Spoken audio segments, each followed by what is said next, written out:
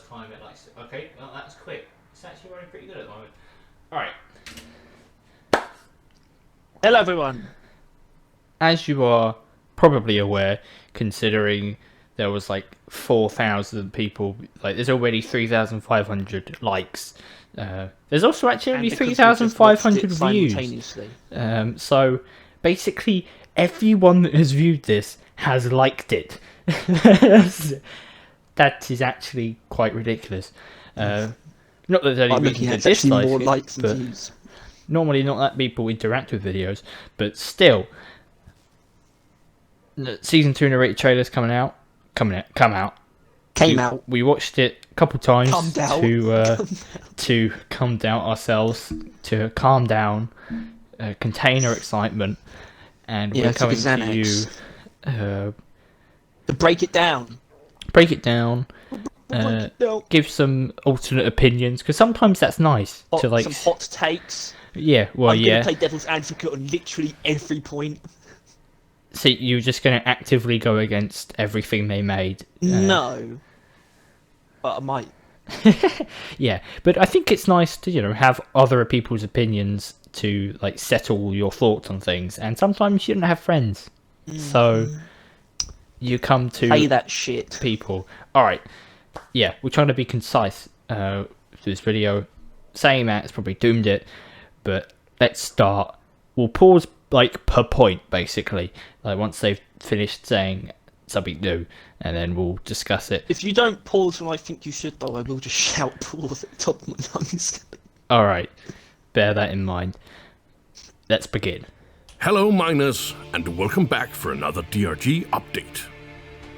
Season 2, Rival Escalation. As the title implies, our rivals are still going strong in their efforts to disrupt our mining operations. And in fact, they're escalating their efforts. But what does that mean for you, the loyal employees of Deep Rock Galactic? To set us off, a new warning is now active. Rival presence. Hordes of rival robots are clustering in the caves, seemingly just waiting to spring on anything carrying the DRG insignia. Some will likely see this as a welcome distraction from the usual teeth and claws of the Glyphids, but management still doesn't recommend underestimating these cybertronic abominations. Secondly... Alright. Yeah. I was kind of expecting to do that a little bit earlier. I thought, but he kind of just explained it a bit more, and I feel like it would have just been then us sitting in silence as it says what we say. But so, the new warning, rival presence, that's a very similar name to what we predicted, I think. Yeah, in terms of the actual content of it, pretty much exactly what we thought. Well, yeah, I was thinking they would use turrets more, but it does just seem like there's going to be clusters of shredders and... What do you call them? Patrol bots. Patrol bots. There we are.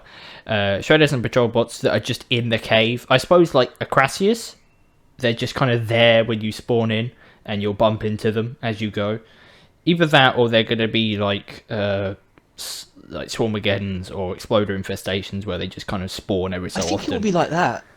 To do that, they've got to have less normal bugs. Right? I mean, for a minute, I did think there was going to be no normal bugs, but then obviously it showed them. Yeah. Because when he said people like prefer them over the grunts, I was like, oh, so you're actually not going to get any. But no, it seems like there's going to be normal ones. But also, there was I'm not sure, maybe it was just that, but there was 2 of that warnings in that one bit they went into. So it might be a fairly common warning at this point. It probably will be. I hope it's well balanced then, if it's going to be common. Yeah. Because I saw a lot of patrol bots on one screen, and that didn't... Yeah, patrol bots. I didn't like the look of that. Yeah, and a lot of shredders, but I think, no one's really surprised by this. It was only really the details that we didn't really know of, but there's not much more we can say right now, so let's continue on with the event now. Our rivals are setting up new communications equipment, which must be shut down. In the all-new Rival Signal season event, you must interrupt the operation of the rival communications router, hack its antenna nodes before the timer runs out, and shut it down before the entire thing explodes. Timing and precision will be of the essence if you want to obtain the data cell stored inside the router. Lastly, All right. That looked lovely. So, first of all, we kind of we don't really predicted it. They hinted towards it. Obviously, they showed the antennas, but we really didn't know anything other than that. But that is that's going to be rough. Personally, I struggled with. I can't really understand what the is. We've got a new hacking mini game. It seemed quite machine eventy. I think you kind of activate it when you feel like it. It looked, you know what I mean, like by mining the corners, it might weaken it, and it's But it seems annoying, and especially even more machine eventy is the timers applied to it, right? Because there are some things in the game where there isn't really a timer. Like even the new hacking ones, like not this new hacking one, but with the Haxi, there's no timer. I mean, there's a rush obviously, but you have all the time in the world you would want. But this one, it seems like the second you start hacking the, radars or whatever they are, the recon devices, you have like 16 seconds, it said there, to finish hacking, which... Yeah, it's a rival communications router. Yeah. So sort of, while I was watching this, it didn't come to this, and I guess it is still possible. Well, I was thinking, hold on, if you fail this, does that spawn something in or something, like the Nemesis? It's a communication, it's a signal. It definitely seems like they're going to spawn things in, which is going to also be rough. Like trying to do that in that amount of time while they're also spawning enemies in. But I assume it's going to be reasonably balanced. But it currently, it feels like it's going to be some sort of Omen Tower situation where it's I think with the addition of a mini game that looks more complex, substantially more complex than the patrol bot hacking, they're going to need to give you some time. Yeah, and some leeway, right?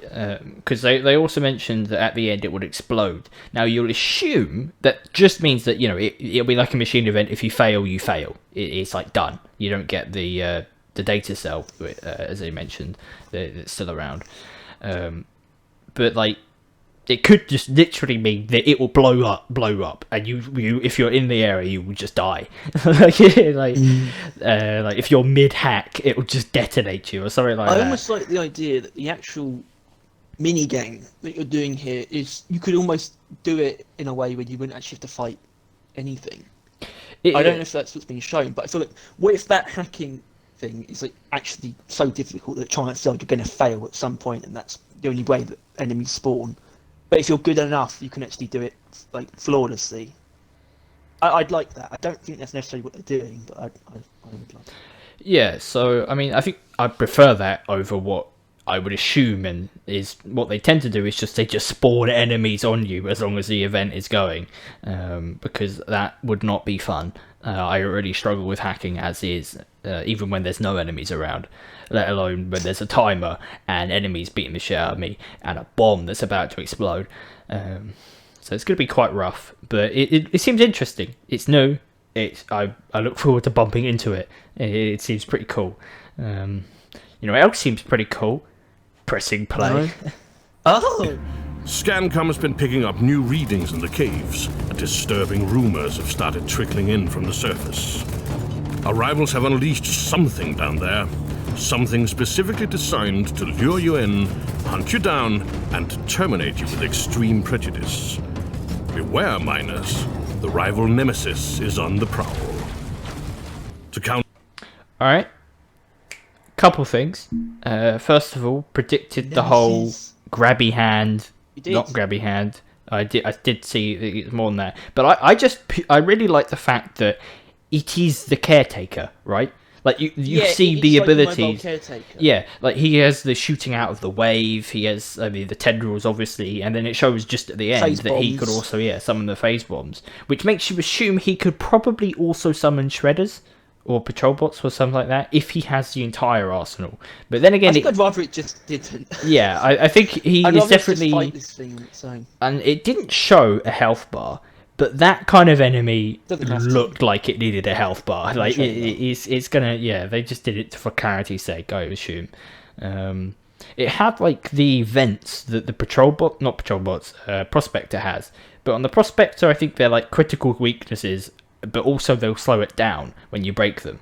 For this thing, it might be they're the only places you can shoot him kind of situation, and you have to take them all out. Like, well, yeah, the caretaker's body is immune to all damage. You have to shoot the eyes and the vents. Yeah. So I think there will be vents and an eye.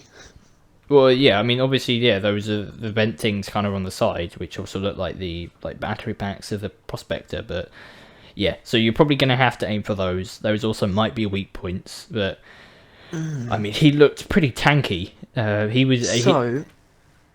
He was demolishing those dwarves by like picking them up and stuff. It said it's something specifically designed to lure you in. I think. Oh yeah, that's another thing. He's decoy thing. The not prospect. Oh god. Yeah, the Nemesis is the one that we saw in the leak, not leak, but with the fake downs. He is the fake dwarf. Which, as mentioned by him, I think even was specifically designed to beat the shit out of you, and it seems like it will do a very good job of that.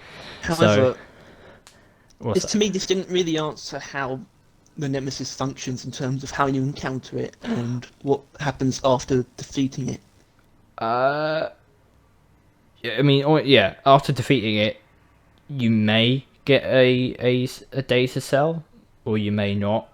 It might be like, because there's the hacking and then there's the Prospector. There might be the hacking again with the recon, and then there's the Nemesis. Oh god, you're saying they might? You're implying that you might be able to hack it? No. I'm saying that they added one stationary event that gave you a data cell and one moving event that gave you a data cell. Yeah, but they didn't say this is an event. They didn't. But it would work as one. Yeah. But look, I think this would be much harder of a fight, you'd think, than the Prospector. Well, honestly, if he doesn't summon enemies in, then I think it's about equal. Because this Prospector can be an issue, right? Obviously, he isn't, but like the amount of recon drones and shredders to an already like a swarm or something like that is an issue, right? But yeah, so far the Nemesis, I look forward to it, but also dread it at the same time. I don't dread it. I love this guy. I think there's going to be a very difference to bumping into him than Betsy. There's going to be like you bump into the Nemesis and you're like, I am so glad I'm playing this game. I can't wait to beat this badass looking thing. And then there's Betsy, where it's like, just go away. But yeah. More boss fights, always fun. But one more thing about the caretakers. I still don't understand why there's a caretaker in the thumbnail, in the art. I think it might just be art. I think it might. I guess so, but I don't see any reason to be. They don't keep anything at this point, do they? They don't hide stuff. Like, I mean, they might, but like they don't really do that. So they would have shown the caretaker. I think if anything, it might have also been a hint towards his abilities. You know what I mean? That he's basically just a portable caretaker. But yeah, so far he is quite the Nemesis to go up against. Yeah. Onwards to the space rig stuff. Onto the new challenges ahead of us, management has approved the next performance pass, and several things have been tweaked and expanded on compared to Season 1. By popular request, we have roughly doubled the amount of season event bonuses to collect by completing season events down in the caves. Alright. Also, it doesn't feel like it suits... I know, it felt its own, but personally, I never heard anyone ask for that. I never thought of that. But I don't know about you. But... No. I didn't. I don't think I did. But at the same time, I like this change, obviously, because it gives more longevity to the seasonal events. Yeah, because honestly, they feel more rewarding for longer. It did. I forgot about them because literally about a week of playing, and you ran out of those things to do. like, you know, it goes through that quick, which I don't think this is going to add much more time, but at least that's more of a thing now. It's also part of their greater emphasis on scripts, because the pass itself, it almost looks more bare bones in terms of actual items than the last one. Yeah. More scripts and obviously Phazyonite. Which we'll get to. Also, why are the scripts blue? Are they a different colour? Yeah, they're purple in game. I guess they're just going to keep changing colour. Which is... Maybe it's because of Phazyonite. I know why. No, hold on. I think this is actually like almost a joke, right? Because your leftover script doesn't carry over from one season to the next, and that's because it's like a company credit thing. I think it's actually like their way of implying that in like the game world that it's the company are like phasing out the old currency, making it worthless, useless. Yeah, it's just like you have to get these ones now. These only these count now. Yeah, that bastards. Could work. And because I don't want to pause again in a minute, we'll also bring this up. That's currently on screen. The rival presence warning, which you did call, Harry, that would give you, that would be a thing that now gives you scripts. Was it? So no, it wasn't, but it now looks like you are gonna get a lot of scripts, right? they're gonna throw at you like a lot. Now, someone needs to actually look at it properly, like compare the two cosmetic trees. Yeah. But maybe I should actually go on to that. Yeah, I guess. I think, yeah. We'll mention it when it is. I think we'll play for now, and then we'll, all right. So we've added a brand new season challenge to the pool, paying out fat stacks of performance points and precious scrip. All of that, of course, results in rewards, both from simply gaining levels in the performance pass, as well as spending scrip in the cosmetic tree. Right. We got some good stuff for you. Right, cosmetic. Yeah. So, I mean, first of all, right, I think it clearly looks like there's a lot more immediately. But you also got to think about it this way, that there's also now 4 more guns as well. So there's immediately 4 more of the gun skins they have to make. The frameworks, yeah. And it seems like they've not really decreased the amount of hair or beards and stuff that they... There's also more stepping stones. Yeah, but I think it seems to be the same amount of stepping stones that there was before, if you think about it. If anything less, look in the middle tree. You can take a direct route down to the bottom. Yeah, that's just for a victory move, though. I suppose. Yeah, like you could absolutely speed run a bunch of cosmetics, but clearly their goal was, the gun skins are the difficult bits to get, right? You're gonna easily get those beards, moustaches, hairs, that kind of stuff. It's going to be the guns that you have to really work towards individually to kind of get, and that seems to be the thing. Well, some of these helmets look pretty ridiculous. Because that one down at like the bottom, just to the left of the victory move. Yeah, I think almost could be like a rival tech thing. Yeah, maybe it looks quite futuristic. It does. It really does. Which just mentioning it here and now, I lost the bet. There is no rival tech armor at the end of this pass. So I will have to do a Hazard 5 with double mutators. One of them has to be Haunted Cave. Haunted Caves, okay. That was part of it. I kept saying that. I don't get why that makes it much harder, but... Because it sucks! Alright, but yeah, so that will be coming at some point. Probably not this week, because there's a lot of content already coming up this week, but yeah. I'm just mentioning it here. But honestly, we might,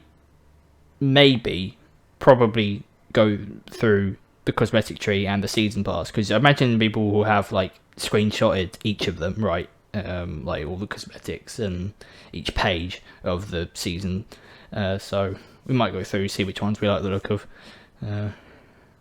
But yeah, moving on. Well, speaking of things I like the look of, I think that's what comes next. Alright. Resource caches, beards, paint jobs, helmets, and yet another full set of weapon framework for all guns. So consider yourself warned. Season 1 is coming to an end soon. Spend those scrip if you got them, or they will be lost. And if you haven't managed to get through Season 1 completely, have no fear. Any cosmetics you've yet to unlock will simply be moved into lost packs, cargo crates, matrix cores, and perhaps even the shop located on the space rig. Nothing goes away, and everything can still be obtained. All that aside, management is not sending you in to handle these new threats empty-handed. To complement the 4 new primary weapons introduced in Season 1, Season 2 brings with it 4 new secondary weapons. The Scout has picked up the Nishanka Boltshark X80, an extremely versatile crossbow designed for large game, built especially to fire a wide selection of customized bolts. Acid bolts, electric bolts, fire bolts, triple bolts, you name it. It is time to go hunting. Alright. Now, we'll do it at the end of each one. Just a quick... I was expecting you to pause earlier because I thought we were going to talk about the framework. I suppose I did kind of feel that, but Keep it quick. the framework... There's not much. I mean, we don't say much. Yeah, there isn't much to say. Personally, they're right.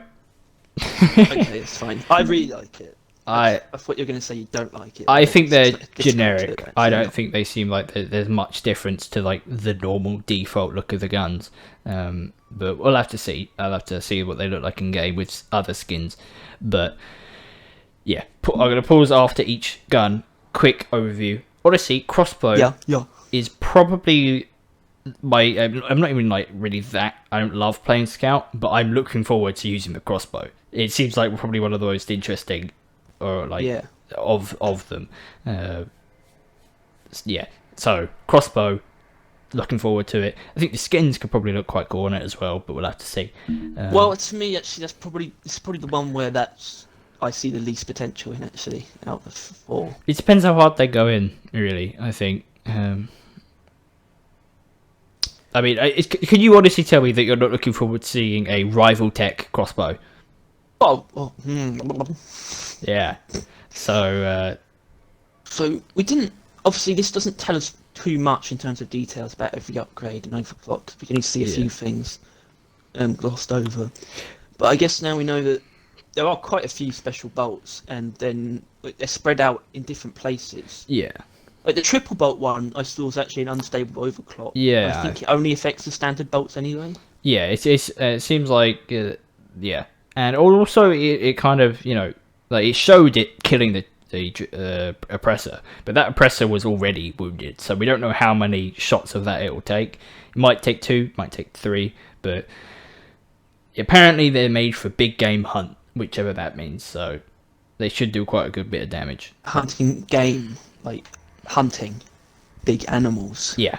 I'm not sure how big like Liffords. Yeah. But so far, crossbow looking pretty good. We also know quite a lot about it, so we have reasonable expectations. But right, moving on.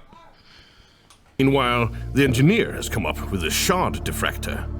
To keep it from detonating like 1,000 pounds of TNT, the thing is limited to short controlled bursts. But don't let that depress you. It's powered by a 12-pound chunk of Omeran Heartstone and is able to vomit forth beams of raw energy as thick as your leg, reducing anything in its path to a mound of cinders. The gunner... Alright. I didn't pick up on this before, but I didn't realise it was the Omeran Heartstone. I don't know why. I mean, it's pretty obvious, but... I feel like I might have actually had that thought, but for some reason, it didn't occur to me as obvious. That's just obviously what that is. Yeah, that feels pretty cool though. I don't know about you, but like finally, like an objective. I mean, is it even for like the new guns that you're going to give us? But this is like a thing I noticed while it was paused earlier. But there was an actual like stun duration, a stat on the on that. So apparently, it's stunning is like a trait worth noting. It's an inherent trait. Yeah, it's a good thing. I like the look of it. I still don't feel like I really understand the complexities of it yet, though. Yeah, I noticed that, like, I don't know if he did it on purpose or he was just missing, but like the first burst that he actually like showed, he didn't hit them. Like he hit the floor in between near. Well, like, it does near do them. area damage. Yeah, and like not insignificant area damage. It's like a hybrid single target area. I think it's weapon kind of weird. Which is basically exactly what I wanted. I think it's kind of weird that he didn't shoot the laser through the glyphids, right? Because that's what people want to see, which I can only assume means that it doesn't penetrate, which it must, but he didn't show it doing it, which is kind of weird.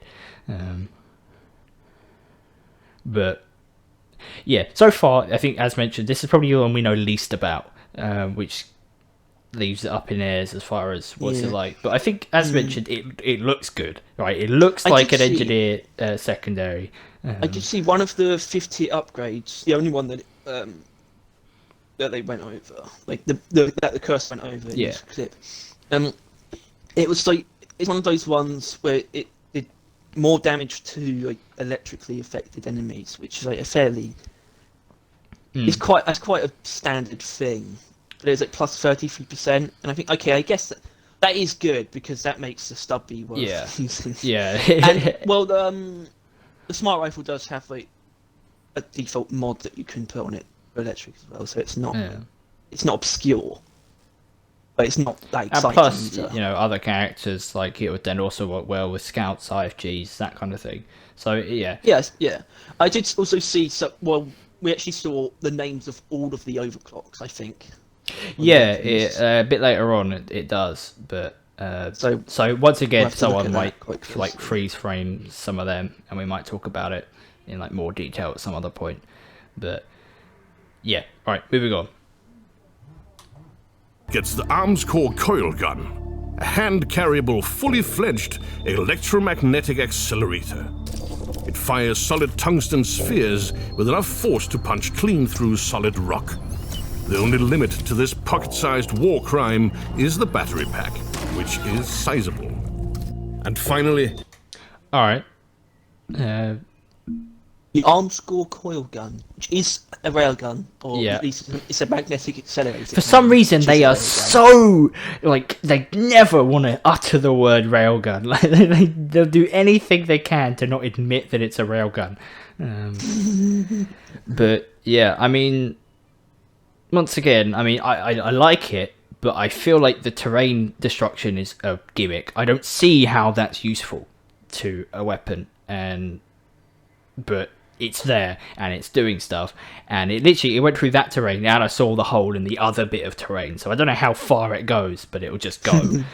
Forever. Yeah. No, I really like looking at this thing, because it looks like...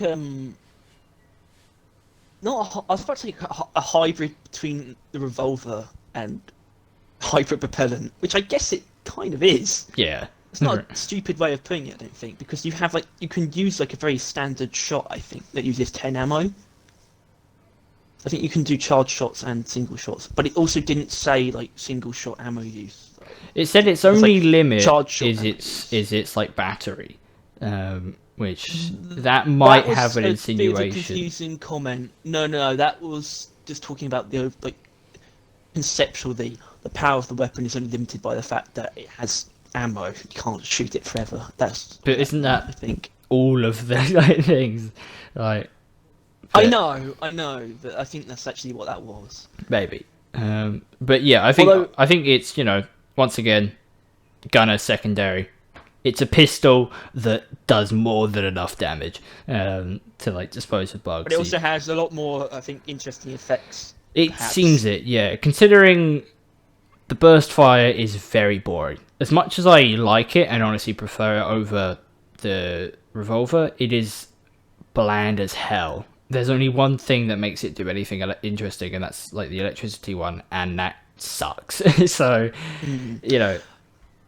Now, I do find the stats for the coil gun, the stats listed here, quite confusing, to be honest, because you have damage, 130, and then you have charge shot ammo use, 40. And I think that having charge shot ammo use listed there obviously implies there's a normal shot, which I'm pretty sure we know that there is, which uses 10 ammo. Now, is 10, like the 10 ammo shot, is that what does 130 damage? I guess so, which means the charge shot does like 520. Right, yeah, I mean, as far as numbers seems go... like a lot when you have 640 ammo, but that makes my comparison between the revolver, being a hybrid revolver, hyper more apt. As far as we want to look at like numbers, we can't really. I mean, they're going to be changing even now, let alone once they go through the public testing bit on like the 9... Yeah. When's that? It's like 19th. 19th, yeah. 19th. And then, yeah, I mean, if it does do that much damage, it won't do by launch. That's too much. It will be nerfed, I think, if you're right about this. And then we got details on one 5th tier upgrade, Necrothermal Catalyst. First of all, brilliant name. Right? Killing a burning enemy turns them into a large explosion of fire and gore. Damaging anything nearby. That is a thing that they mentioned well in the dev stream, which I forgot to mention. They have added animations for every type of dying to the glyphids. Dying? Yeah. So you mean like the body parts fly off if they explode? I think so. But basically, with like every status effect, they don't just disintegrate like the thing they do now. They have like specific ways of dying. So I guess for that reason, basically, so it knows that it died to fire, and it can illustrate that as such. Now, and they mentioned with the ragdoll physics of the grunts that they messed around with. Now, in regards to this, I don't want to spend too long on just one. Well, you are, so be quick. But it's giving you some ammunition, I suppose. Well, you expect it to be a fairly strong explosion, but at the same time, it's not. As a gunner, it's not that hard to set things on fire. Maybe it's not too crazy, but it does give quite a grandiose description, because we know that the core gun itself has ways of setting things on fire. I think from an overclock, it was having incendiary grenades. It got 2 upgrades on the minigun that set things on fire, plus burning hell, and then the hurricane can do it too. So yeah, well, we'll see. It seems strong. I just hope that this gun doesn't get nerfed too much, because I think it will get nerfed. Gunner's guns tend to have to be nerfed. He's always ended up being too strong. But right, moving on. The driller has been given the Colette Wave Cooker. An ingenious mix of lab equipment and kitchen utensil, the Wave Cooker does exactly what its name implies. Point it at something organic and watch it cook from the inside out until it bursts in a gout of viscous fluids. Recipe book not included. As always, these new weapons come with full upgrade trees, weapon frameworks and paint jobs to find, and around 24 brand new weapon overclocks to uncover. Meanwhile... Alright, I think I should have paused a bit earlier, but he was kind of mid-sentence. Colette Wave Cooker, I find it funny that it's inspired by like a microwave. It is a microwave. Oh yeah, it is. It's a portable microwave. Yeah, I think that's pretty cool. It's a kitchen appliance. And I like the way it shoots. I do actually really like it. I don't like the design, because I worry the same thing you do, I guess, about the crossbow, in that I think it will kind of look sucky most of the time. Well, but we'll have to see how that turns out. In terms of customizations, this is the one I saw the most potential in, right? But it also could fall flat, in that they could all just end up looking the same, because it's quite a wiry, like, very detailed, framey, but wiry. Yeah. Yeah. There's not much to add on unless they add on. You know what I mean? They can't just like snap some couple of things on.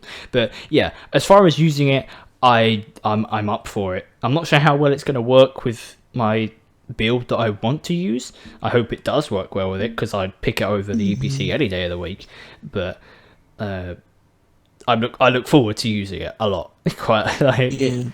And as mentioned, it scrolled through a bunch of overclocks, which I assume someone on the Reddit within the next couple of hours is going to have screenshotted. If not, I assume Harry's probably just going to go through it himself, and then possibly assume by the name and image what the overclock would contain. Well, we know what some of them are for this one specifically, but in what we can glean from what was shown, like in terms of gameplay and stuff, and looking up the upgrades, this is like a Swiss Army knife. Yeah. It can do so many things. It seems like it's pretty good at single target damage, but I think against bigger targets, it's going to rely more on status effects as well, though.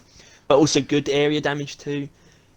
We know you can use fire, like neurotoxin, radiation. It's just a whole bag of tricks. I think slow down effects. Yeah.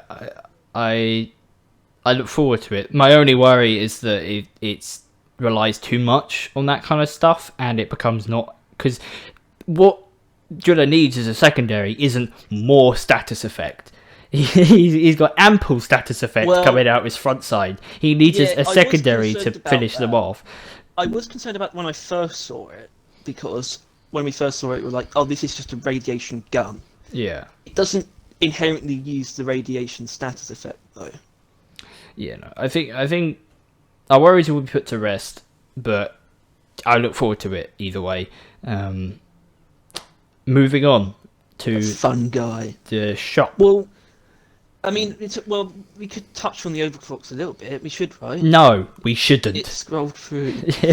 We don't need to go through each overclock. We'll do it on the podcast. All right? Like, we're moving on. Things are changing over in the shop. From now on, you can choose to pay for cosmetics with Phazyonite instead of credits, in case you're saving up for specific upgrades.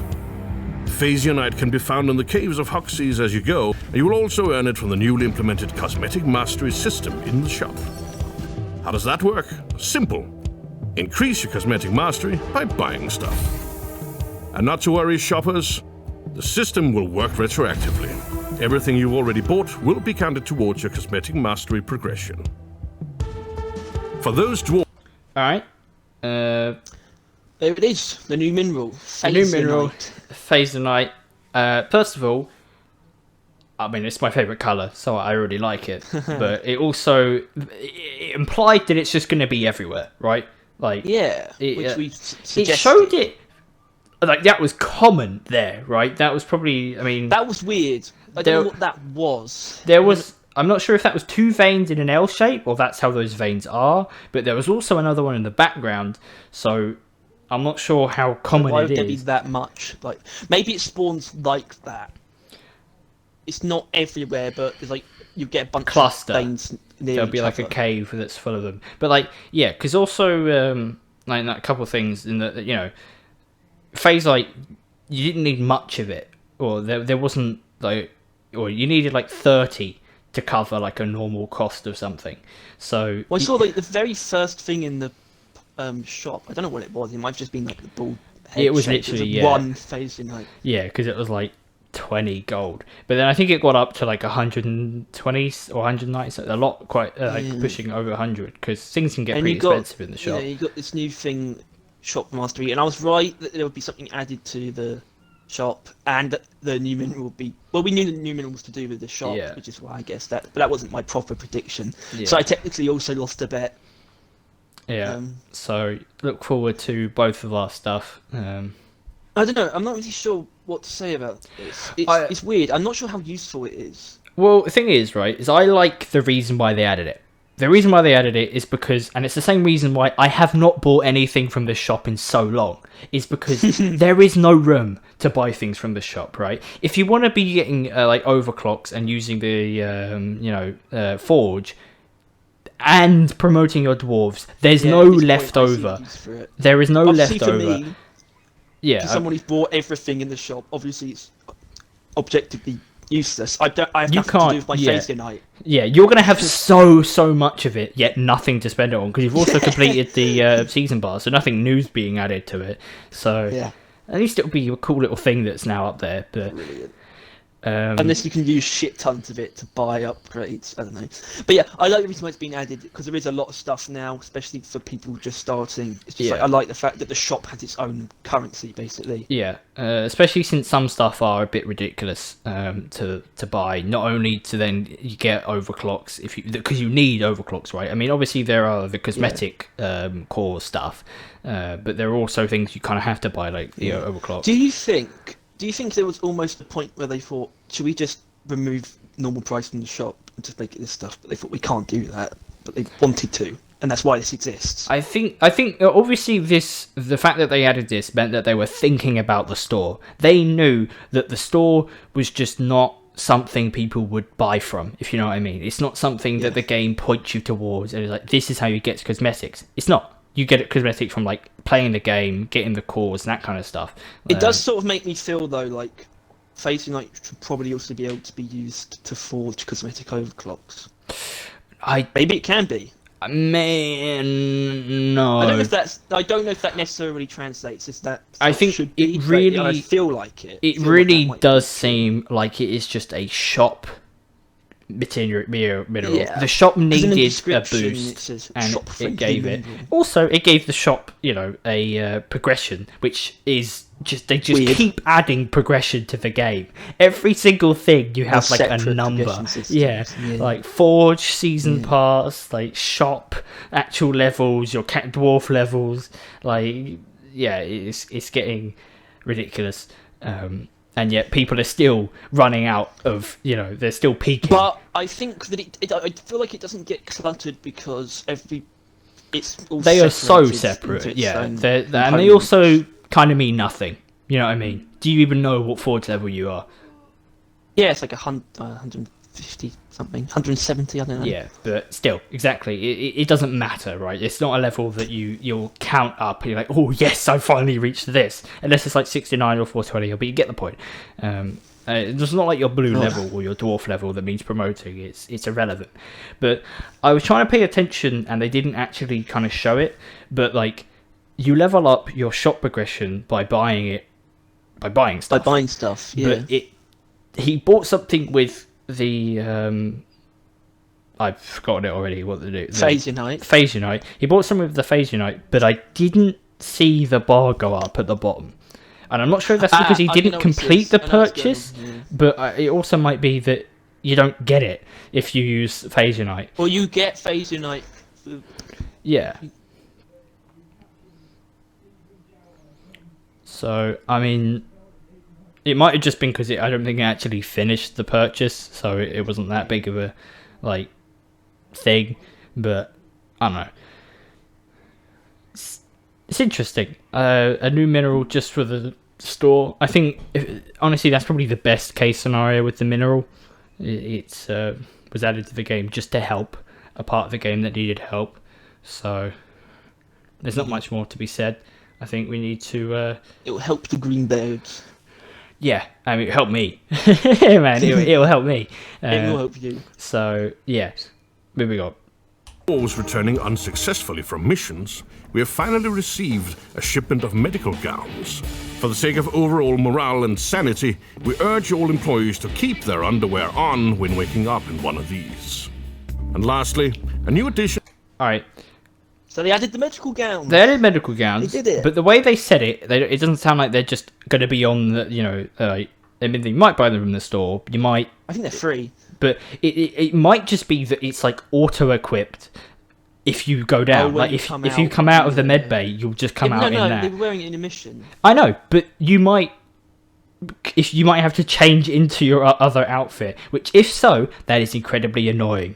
Do not do that. Like, I think that was just a show. I think it is an actual armor, but at the same time, I don't see how. It's weird. It is weird. I don't see how paint jobs would be applied. I'm not sure. It's not a full outfit though, because obviously the guy who had a hat on, not the default paint job. My eagle eyes detected that. Yeah, I mean, I don't know. I hope it is just an armor. That'd be lovely. Yeah. I mean, obviously they all look the same, but it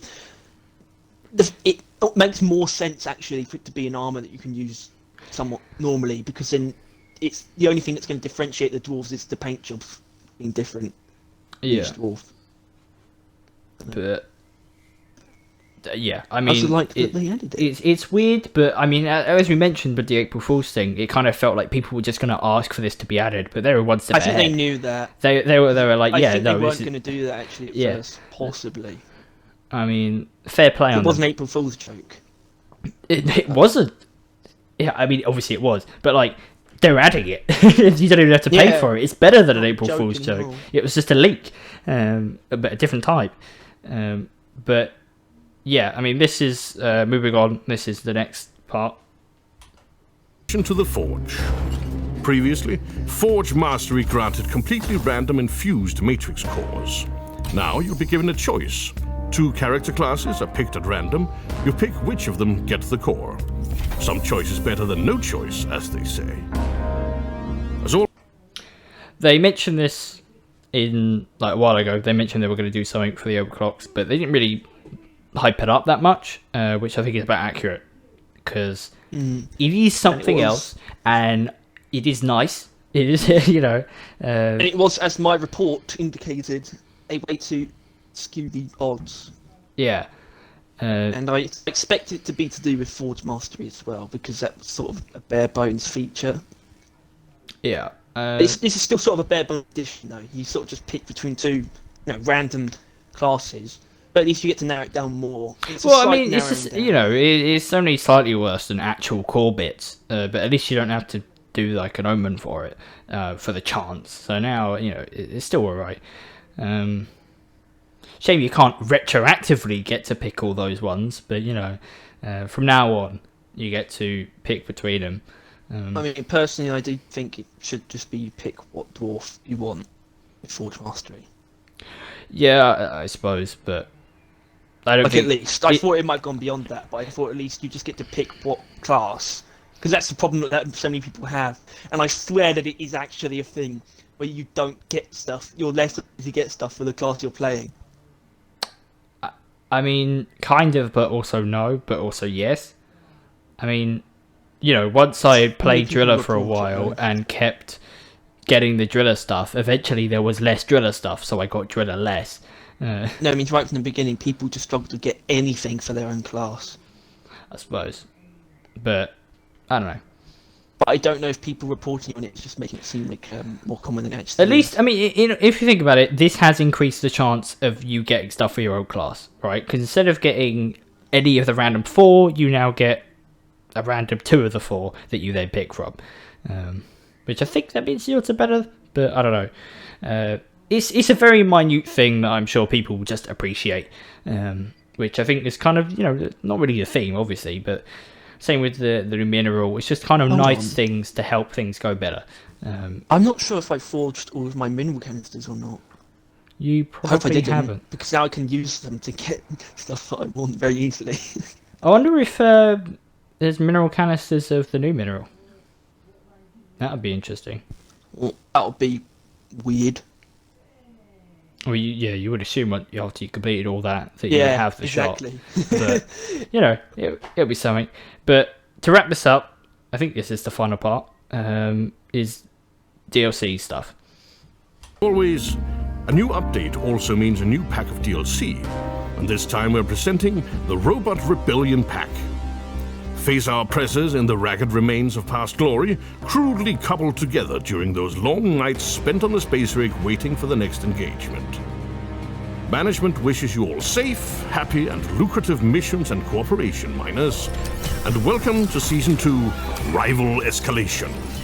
This is Mission Control, signing off. Rock and Stone.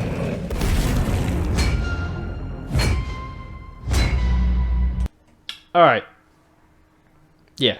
I mean, I think we discussed the DLC, I think, a little bit. We did, didn't we? Yeah. In the pre-trailer thoughts video. It's the continuation of the Waster, which is pretty cool. It means you'll at least be able to have like a set of like if you wanted to go for like a rusty like set, like a scrapper. That's the whole thing. But yeah, there is now a built to look that you could just go for, which is pretty cool. Though, if this means that next season is DLC, which is like builder's choice armor, that I feel like that can't look bad, because that would be more of an extreme change or extreme look, a more distinct look for armors. Right. I don't know what you see in these builder choice weapons. I think we're gonna have to talk about this a different time, because they look so generic and boring, and I just but yeah, that, I mean, there's a bit more, but it's just is it even anything? I think it's just a bit of gameplay in it. It shows they're wearing the medical robes. Just Mission. play it out. Oh wait, see, there's Yeah, they have toes. I can't tell. they do have toes.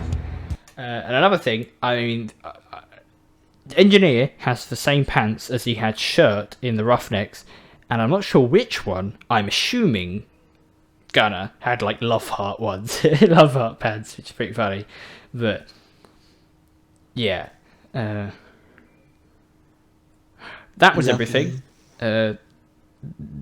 Pretty hype. Yeah, this is literally the best like trailer breakdown ever. Like, can't top this. We got everything. Well, hoping to be the first breakdown trailer, but First breakdown trailer. Currently, Reapy Ron is live streaming, so he is far behind. There's no chance. Are you going to put that in the video, saying that? Yeah, we have a unwarranted and unknowing... Here's a message to Reapy Ron. Yeah.